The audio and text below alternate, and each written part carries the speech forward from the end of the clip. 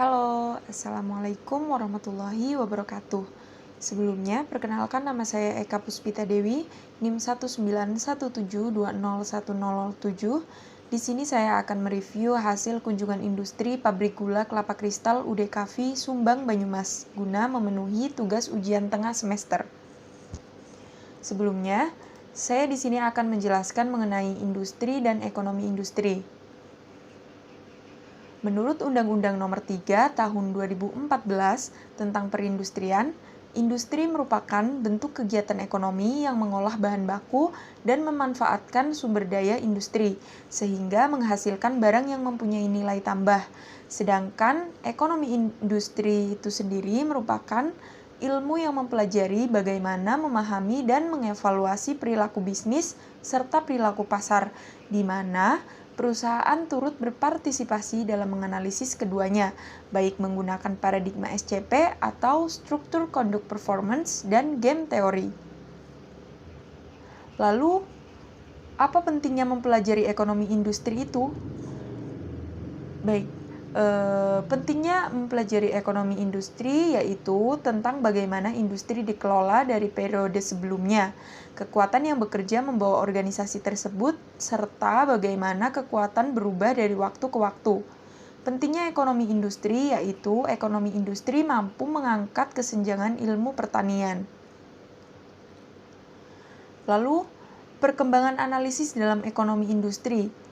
Pada awal ekonomika industri didominasi oleh paradigma SCP atau struktur conduct performance, perkembangan ini dibawa oleh E.S. Mason pada tahun 1930 sampai dengan 1940-an. Setelah itu, dilanjutkan oleh muridnya yaitu yang bernama Joe S. Bain pada tahun 1950 sampai dengan 1960-an. Pendekatan SCP Industri. SCP merupakan sebuah pendekatan yang digunakan untuk menganalisis hubungan antara struktur pasar yang mempengaruhi kinerja keuntungan pasar industri. Struktur pasar yang berkaitan dengan cara kerja pasar dan industri, khususnya cara kerja perusahaan dalam bersaing dengan perusahaan lainnya. Struktur pasar dan kondisi utamanya digolongkan menjadi 6. Yang pertama, monopoli murni, yang kedua, dominan FIM, yang ketiga, oligopoli ketat, yang keempat, oligopoli longgar, yaitu penggabungan 4 perusahaan, kemudian yang kelima, persaingan monopolistik, dan yang keenam, persaingan murni. Oke, di sini saya akan melanjutkan menjelaskan mengenai hasil wawancara. Usaha gula kristal dibangun pada tahun 2014 yang mana masih berbentuk CV atau Komanditer Vennootschap, atau badan usaha yang dimiliki oleh 2 orang atau lebih. Pada awalnya, Bapak Pranoto Sampurno beserta rekannya memiliki alasan membangun usaha ini karena hal ketidaksengajaan dan karena melihat harga gula yang di pasaran terlalu rendah. Kemudian, beliau memanfaatkan peluang tersebut menjadi usaha agar lebih banyak dikenal oleh konsumen. Pada saat itu, Bapak Pranoto mencoba menjual dari toko ke toko menggunakan sepeda motor, sehingga sampailah pada pertengahan tahun 2015 beliau diangkat menjadi supplier oleh perusahaan Amerika, lalu mengirim sampel dan lolos uji. Dari situlah Bapak Pranoto beserta rekannya memulai CV Brian Berkah bersama sampai dengan tahun 2019. Kemudian, pada tahun 2019, Bapak Pranoto Sampurno memutuskan untuk membangun usaha sendiri. Beliau menggunakan nama anaknya untuk memberi nama perusahaannya yaitu UD Cafe. Apa itu UD?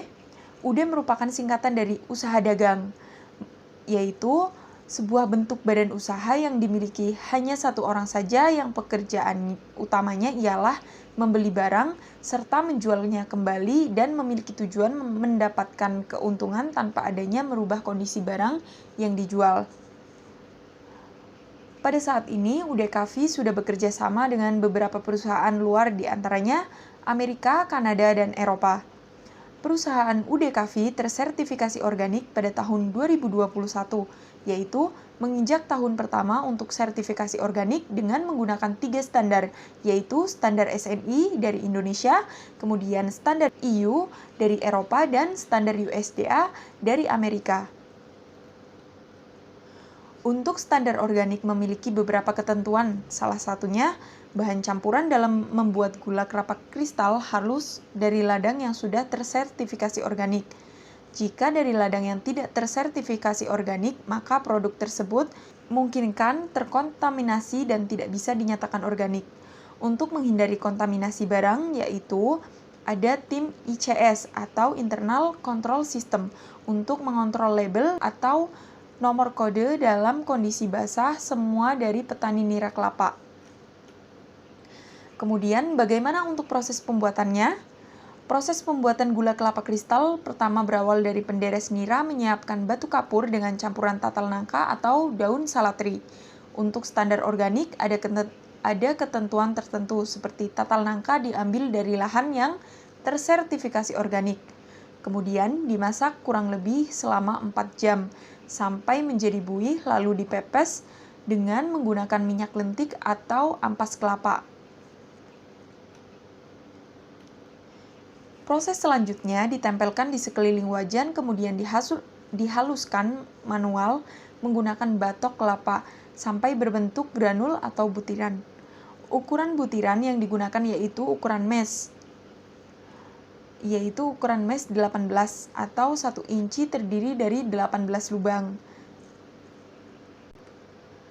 Tingkat kekeringannya, ketentuannya yaitu 1,5% dan bisa dikatakan ini sangatlah kering. Gula kristal dijual dengan harga 18 juta per ton dengan kondisi standar kering yaitu 1,5%.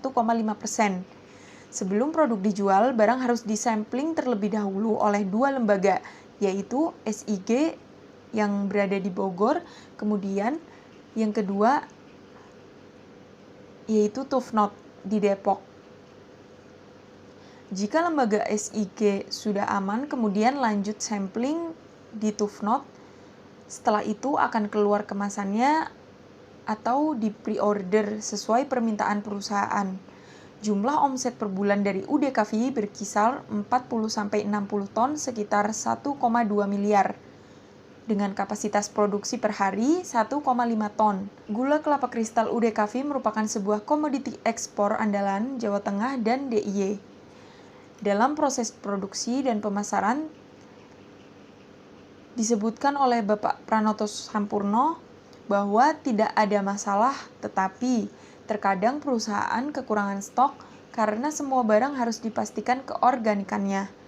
Untuk menjaga keorganikannya, dilakukan beberapa hal, diantaranya ladang selama 3 tahun tidak boleh disemprot, serta gudang penyimpanan harus dipastikan bersih dan tidak ada tikus. Selama pandemi, produksi gula kristal UD Coffee tetap stabil dan tidak ada perubahan.